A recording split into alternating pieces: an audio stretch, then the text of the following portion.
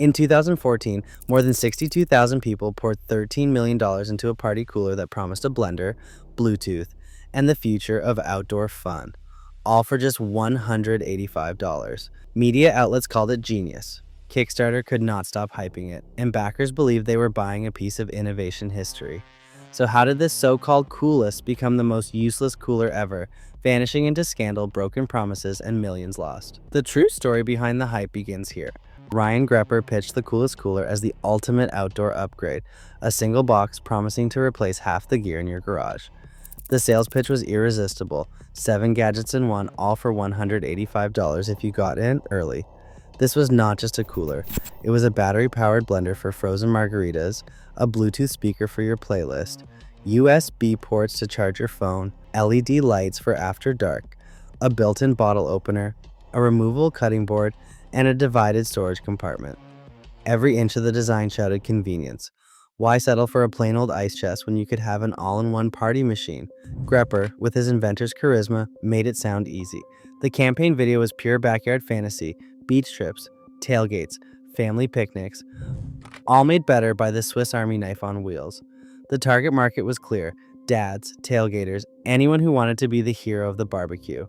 The early bird price only sweetened the deal.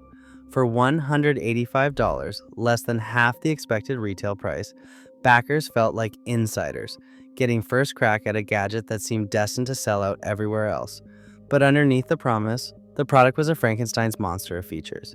Each add-on brought more complexity, more parts to break, and more ways for something to go wrong. The coolest cooler did not just promise to solve problems, it created new ones. Still, the dream was too tempting to resist. With a single pledge, backers thought they were buying the future of outdoor fun. What they actually bought was a lesson in why more is not always better. Within days of launch, the Coolest Cooler campaign became a headline magnet.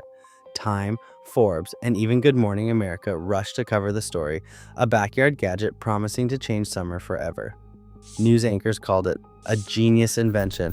Tech blogs and lifestyle magazines piled on, praising the idea and the man behind it. Ryan Grepper, smiling in interviews, was suddenly the face of American ingenuity.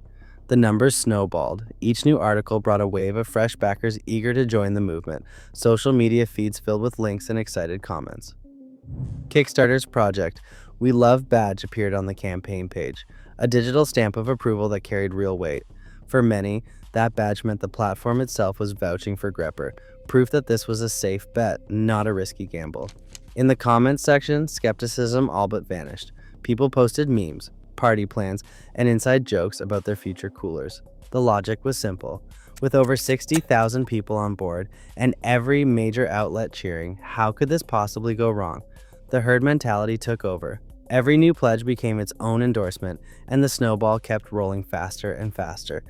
Doubt was drowned out by the roar of mass validation.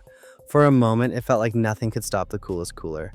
The coolest cooler's first real test was not the Kickstarter campaign, it was the factory floor. Grepper's original plan called for about 500 units, a manageable batch for a first-time creator. Instead, he faced orders for more than 62,000 coolers. That single miscalculation set off a chain reaction that no amount of optimism could fix. When February 2015 arrived, backers expected their coolers. Instead, they got an update: delivery delayed to July 2015.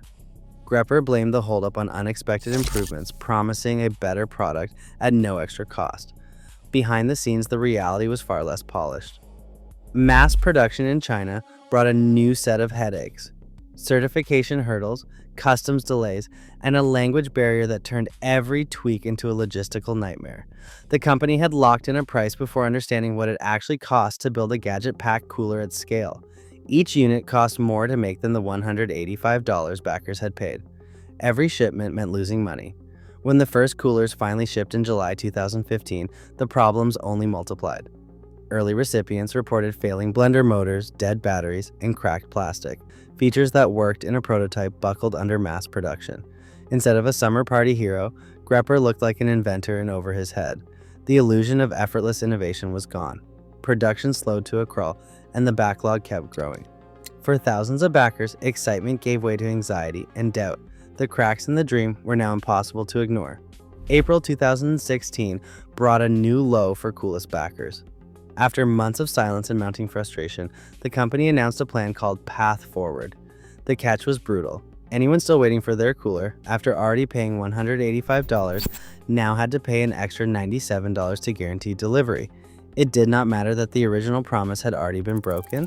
More than 10,000 people, desperate not to lose their investment, paid again. Some people ended up spending $282 for a cooler that had been marketed as a bargain. The outrage was immediate. Comment threads filled with accusations of fraud and betrayal. Petitions demanded the company stop selling to new customers until backers got what they paid for. The exploitation did not end there. While original supporters waited, Coolest Coolers appeared on Amazon for nearly $400. Retail customers, people who had not risked a dime on Kickstarter, received their coolers in days. The company said these retail sales were the only way to fund production for backers. In reality, money flowed in, but the backlog barely budged. The logic was upside down. The people who made the product possible were pushed to the back of the line, while strangers with cash received special treatment. By 2017, retail sales had brought in an estimated $25 million. Backers watched helplessly as their money and trust were used to serve everyone but them.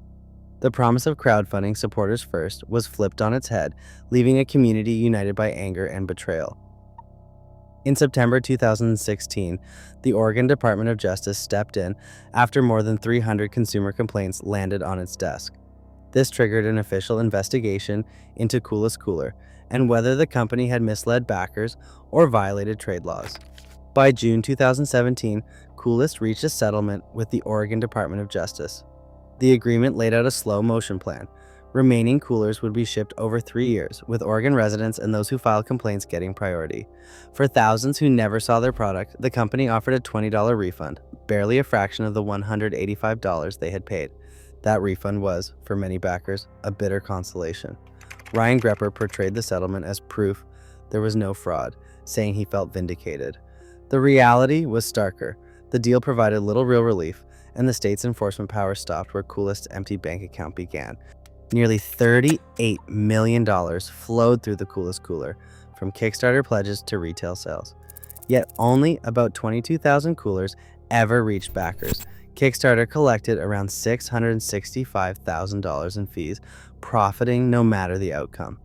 The platform's business model rewards campaigns that go viral, not those that deliver. Academic studies show that about 9% of Kickstarter projects fail to ship rewards at all, leaving backers with nothing but regret. The lesson is blunt. Crowdfunding is not shopping. Backers are more like investors, risking real money with no safety net. If a product sounds too ambitious for the price, or the creator lacks manufacturing experience, consider it a red flag. Today, 1 in 10 crowdfunded products still fail to deliver, and platforms offer little recourse. The promise of innovation now comes with a warning. Hype doesn't replace accountability. Trust, once broken, turns every backer into a skeptic. Next time, ask who pays when the next big thing vanishes.